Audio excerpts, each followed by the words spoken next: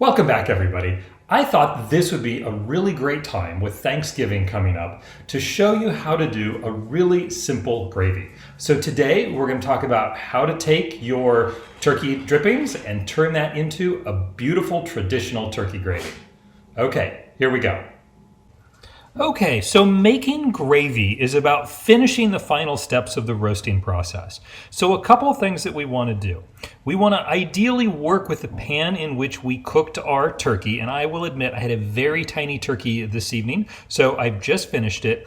And you always want your turkey to rest after you have cooked it. So I've put it on a cutting board, and I know a lot of people put foil over the top of it, but I really like to put a very clean dish towel. What that does is it allows the crispy skin to stay crispy without getting moisture in there. It allows the moisture to escape. So I think that's really important. So now you're going to take whatever pan you cooked your turkey in, put it on top of the stove. Now, during the last half hour of cooking, I usually add some carrots, onions, and celery. That's going to give more flavor to my gravy.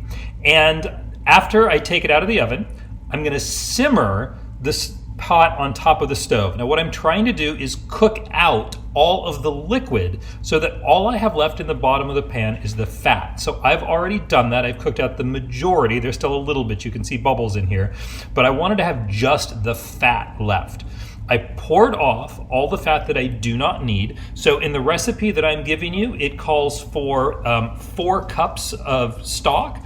I encourage you to make your own turkey stock. We'll talk about that in just a second. In that case, we're looking at a 1/4 cup of fat and a 1/2 cup of flour.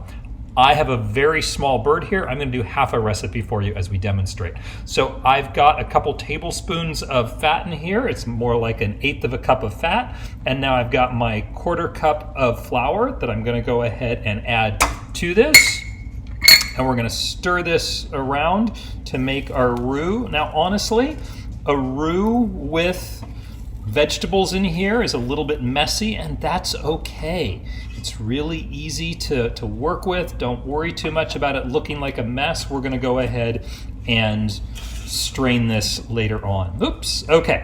So now we're going to add our turkey stock. Ideally, make your own stock. I like to make it the day before. And honestly, the way that I make my turkey stock is I go ahead and I take the wings off my turkey because I don't use the wings, and I cook those with the onions and carrots and some celery and lots of water and some herbs, and I just let that simmer for 3 to 4 hours until I get that lovely flavor into the liquid. You can also use the giblets. You certainly want to use the neck out of the turkey. So you can see I added a little bit of my stock. I haven't added all of it yet, and I'm trying to create that nice creaminess as we get into that flour so that it's nice and not lumpy. All right, the stock itself should ideally be slightly warm but not hot.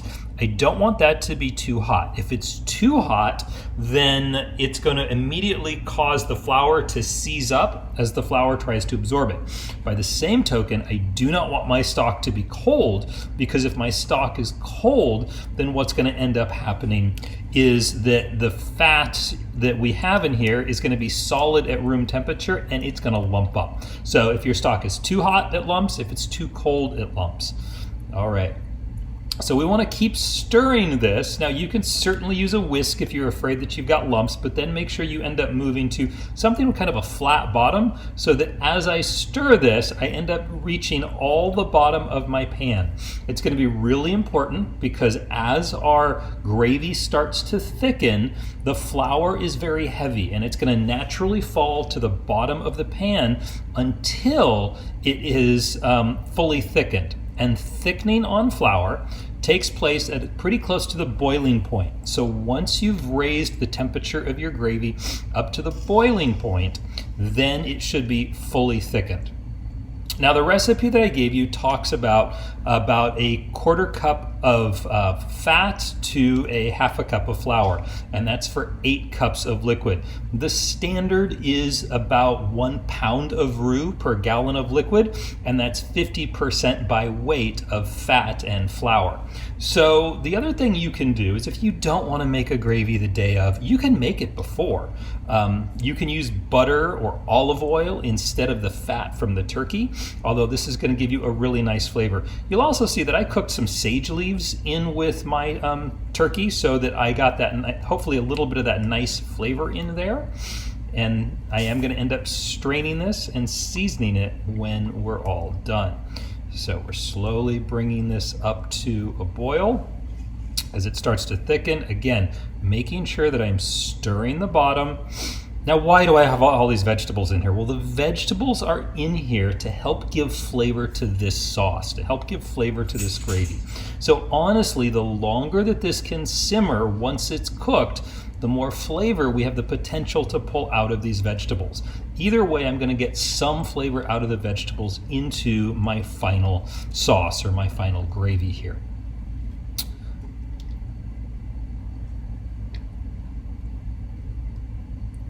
All right, we're starting to see this thicken up a little bit. I don't want it too thick. Now, if you want to add a little bit of wine, you can certainly add a little bit of wine.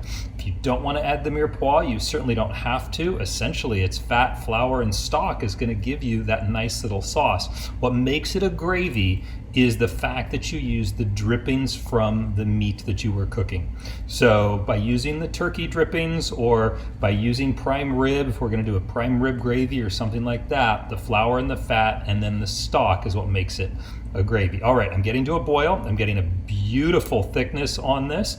So ideally, what I want to happen is I need for this to simmer, and I'm not going to demonstrate that here because I'm not going to have you wait that long, is this needs to simmer for 10 to 15 minutes. 15 minutes is ideal, because what happens in that 15 minutes is we now cook out the raw starch flavor that you might find in that flour. So I'm going to turn it down just a little bit. We're going to let this simmer for a couple of minutes, and then we're going to end up straining it and seasoning it, and this becomes our final gravy. Now, I will tell you there's other things that you can do or things that you can add. There's ways that you can do this a little bit differently. I sometimes like to add chanterelle mushrooms to my gravy, or mushrooms to my gravy, and I don't want to strain those out. So I could cook those separately, strain out my mirepoix here, and then add my mushrooms, or I could choose not to use the mirepoix, and when I say mirepoix, I'm talking about the carrot, celery, and onions, and I could simply use mushrooms at the very beginning. Again, I can make this the day ahead without using the turkey drippings, although that's kind of what makes it so delicious and so special. And what makes it special are those turkey drippings and the turkey stock. It's the only time of year that we really see that beautiful turkey gravy is when we have the turkey. And let's face it, for most of us, that has a tendency to be around Thanksgiving. So we want to make sure that we honor those flavors and really make sure that they are beautiful. So we're going to season this with some salt and pepper. And then the other thing that I like to sometimes season with at the very end is just a little squirt of lemon juice, fresh lemon juice always, or you can use other acid, but an acid is really important to make sure that we get a nice, beautiful vibrance to the final flavor profiles. So if you've got the lemon juice, that's great to add.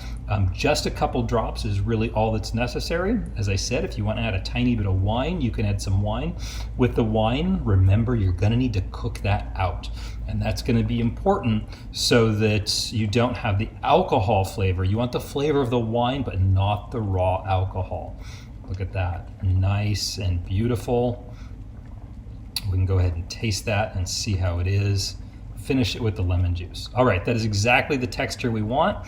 It's what we call a nappe consistency, so it just barely coats the spoon, in this case our rubber scraper. It's not going to be gloppy and thick, so this is really exactly what we're looking for. All right, we can take this now and we can go ahead and strain it. You don't have to have a big fancy strainer. I'm going to go ahead and just use the strainer that I have here at home. Strain that through.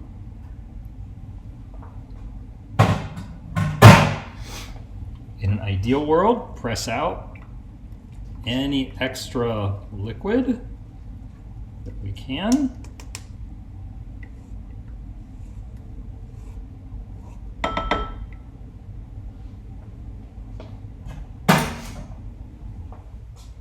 And there is a beautiful, simple turkey gravy.